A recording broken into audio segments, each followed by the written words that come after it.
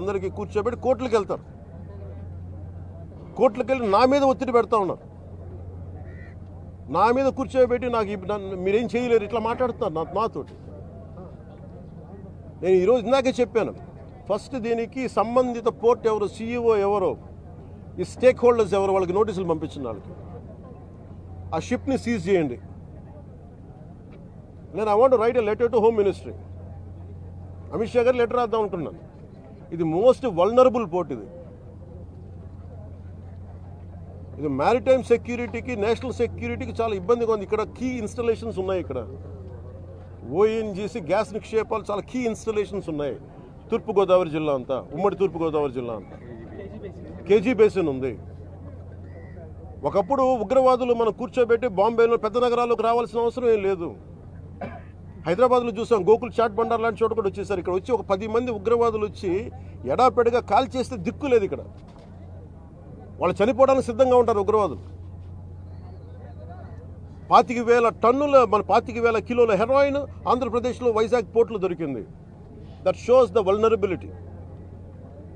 అలాగే మనకి Arshi trading company అని చెప్పి అది ఇక్కడ విజయవాడలో ఉన్నది, అటు వెళ్ళిపోయింది.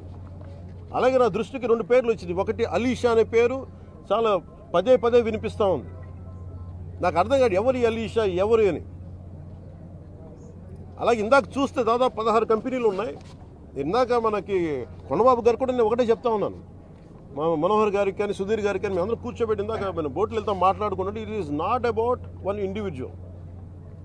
స్మగ్లింగ్ అలవాటు అయిన వాళ్ళు, క్రిమినల్ యాక్టివిటీస్కి అలవాలం అయిపోతే tomorrow it will be RDX, tomorrow it will be weapons, tomorrow it will pose as a great threat for national security. చేతులు గాలేక ఆకులు పట్టుకున్నట్టు ఉంటుంది. బాంబే కూడా రిపీటెడ్గా అధికారులు ఇలా వదిలేశారు.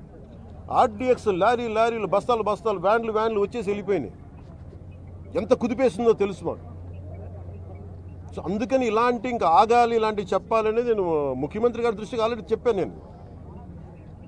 సో మేము ఆ క్రమంలోనే ముఖ్యమంత్రి గారి ఆదేశాల మేరకు మేము కూర్చోబెట్టి క్యాబినెట్ మీటింగ్స్లో మేము కూర్చొని మాట్లాడుతున్నాం. దీని మీద చాలా కఠినమైన చర్యలు తీసుకోవాలి.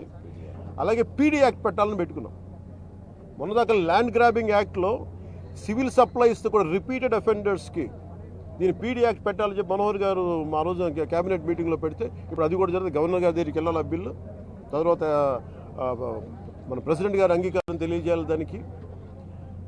ఈ లోపు అన్ని వచ్చిన తర్వాత చేద్దాం అనుకునే లోపు ఇప్పుడు చూస్తే ఇంత మొత్తంలో పట్టుబడ్డప్పుడు మాకు ఖచ్చితంగా దీన్ని ప్రజల దృష్టికి తీసుకెళ్ళాలి దీన్ని.